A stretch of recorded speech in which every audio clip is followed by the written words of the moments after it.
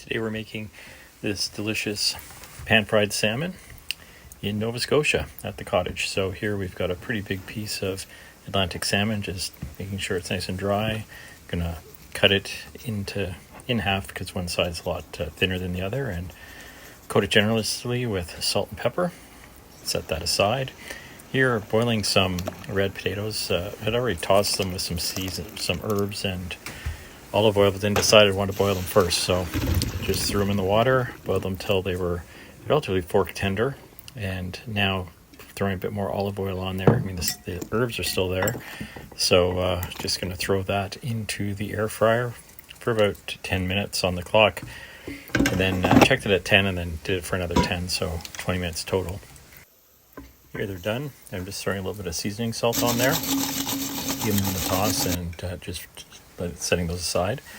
We've got a hot cast iron pan here, throwing some olive oil in and throwing the thick piece of salmon, skin side down. Gonna let that cook for about 5 minutes till it starts to cook through. And now I'm adding the thin piece. That's going to take a few minutes. And you'll see I'm flipping that one already. Now flipping the big piece, gonna let that cook for about 3 minutes on the other side, and then pull it off. This is a well-seasoned cast iron pan, so it released pretty easily. Pull that off and cut it into a few pieces, ready for serving. And here's a head of cauliflower that was steamed whole and then covered in a mix of mayo, lemon juice, a bit of mustard, and some Parmesan cheese under the broiler.